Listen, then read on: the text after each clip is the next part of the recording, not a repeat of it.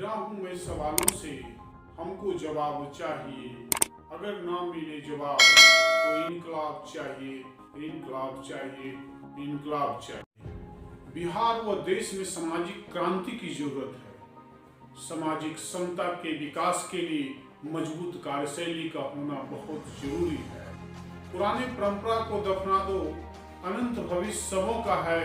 याद रखें, अच्छे डॉक्टर के साथ मजबूत कार्यशैली ही लोगों को भाग्य बदल सकता है। सरकार में पावर और रिस्पॉन्सिबिलिटी का कोई जवाबदारी नहीं है। यही कारण है कि आज न भारत विश्व गुरु बन पाया और न बिहार आगे बढ़ पाया। पावर और रिस्पॉन्सिबिलिटी का नहीं समझना ही अव्यवस्था को जन्म देती है। इसी से ही चारों तरफ समस्या ही समस्या दिख रही है। इस अव्यवस्था और बीमार परंपरा को चुस्त एवं दुरुस्त करने के लिए योग डॉक्टर का होना बहुत जरूरी है, जो हर सिस्टम को सुधार सके। दुनिया में जो देश नवरत्न को पहचान लिया, वह देश समृद्धशाली बन गया। वहाँ समस्या नहीं रह गया, खुद जीते और देश को जिताया। एक शिक्षक अच्छे दायित्व के साथ अगर बच्चों को शिक्षा देते हैं तो बच्चों में वो दिखता है जो आप जानते हैं। गुरुवर तुम्हारे प्यार ने जीना सिखा दिया, मुझको तुम्हारे प्यार ने ईसा बना दिया। दूसरे नंबर पे डॉक्टर जो चिकित्सक होते हैं, जो स्वस्थ बीमारी को दूर करते हैं, जो भगवान रूपी आस्था का सम्मान स्वरूप कार्य करते हैं। तीसरे स्थान पर जो व्यक्ति सरकारी मुलाजिम होते हैं, जो मानव शोषण व जलील का केंद्र न हो करके ईमानदारी की प्रकाष्ठा को सम्मान स्वरूप आगे बढ़ाने का काम करते हैं और ईमानदार छवि होकर करके अपने और अपने समाज को अच्छे रूप में लाते हैं। चौथे नंबर पे डॉक्टर न्याय के लिए होते हैं। थाना, दरोगा, एसपी, डीएसपी, एसपी, ये सबों की जिम्मेदारी होती है। पर वर्तमान समय थाना रावण और कंस का अखाड़ा बन गया है। लोग जाने से डरते हैं, लगता है वहां आदमखोर बैठा हुआ है। इस परिभाषा को समाप्त कर इको फ्रेंडली रूप में काम करने की जरूरत है। आम जनता से आस्था स्वरूप, विश्वास स्वरूप जोड़ कर करके लोगों को न्याय देने और दिलाने की जरूरत है। पांचवा डॉक्टर वो होता है जो समाज के प्रतिष्ठित लोग होते हैं, इनको सम्मान देने की जरूरत है। इन लोगों के सम्मान से ही समाज की नई परिभाषा एक समान स्वरूप लाया जा सकता है।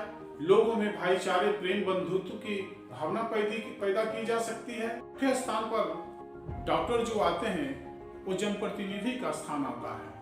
अब जनप्रतिनिधि में आप समझ सकते हैं, जिला परिषद हो, विधायक हो, विधान पार्षद हो या एमपी जिसे आप सांसद करते हैं, ये सब की जिम्मेदारी इस क्षेत्र की आती है। और टोटल जितने भी डॉक्टर्स होते हैं, चाहे शिक्षा का हो, चाहे चिकित्सा का हो, चाहे न्याय का हो, चाहे सम्मानित प्रतिष्ठित लोगों का हो, सबकी जिम्मेदारी इन जनप्रतिनिधि पर ही आती है। अगर ये सही है तो निश्चित हर व्यवस्था सुदृढ़ रूप से काम कर रहा है। अगर ये सही नहीं है तो कोई भी व्यवस्था आपका सही रूप में काम नहीं कर सकता। वहाँ अव्यवस्था का पूरा जन्म हो जाती है। वहाँ घूस, लूट, डकैती, शिक्षा का हनन, हर व्यवस्थाओं से उस क्षेत्र समस्याओं से घिर जाता है। तो समूह का दोषारोप ये विधायक, विधान पार्षद, एमपी पर ही आती है। आप ध्यान रखें कि जो विधायक हो, आप अपने क्षेत्र में अगर ब्लॉक में पैसे की लेन देन हो रही है तो उसकी जिम्मेदारी विधायक की होती है। स्कूल में सही से काम कर नहीं रहे हैं तो उसकी जिम्मेदारी भी विधायक की होती है। थाना अगर सही से काम नहीं कर रहा, उसकी भी जिम्मेदारी विधायक की होती है। तो ये जिम्मेदारी है इन लोगों को सही स्वरूप में लाने का। आम जनता, युवाओं को भी जिम्मेदारी बनती है इसे सुधारने के हेतु, विकास के लिए हेतु जुड़ने की जरूरत है और अपना अधिकार मांगने और देने और दिलाने की बात होनी चाहिए। तो युवाओं को भी जिम्मेदारी बनती है कि अपने क्षेत्र के विकास के लिए इन जनप्रतिनिधियों पर पूरे मन तन से लगे, ध्यान रखें कि ये सही स्वरूप में काम कर रहे हैं तो निश्चित हर सिस्टम सही से चलेगा। अगर नहीं काम कर रहे हैं तो कोई भी सिस्टम सही से काम नहीं करेगा। इसलिए आप एक नौजवान हैं, देश के एक सपूत हैं, अपने क्षेत्र के लाल हैं। अपने क्षेत्र के विकास के लिए आपको सबों को आगे आने की जरूरत है और अपने अधिकार के लिए आगे बढ़ना है। लोगों के अधिकार दिलाने की जरूरत है। इसमें पूरे सहयोग करना है। जय हिंद, जय भारत, जय बिहार।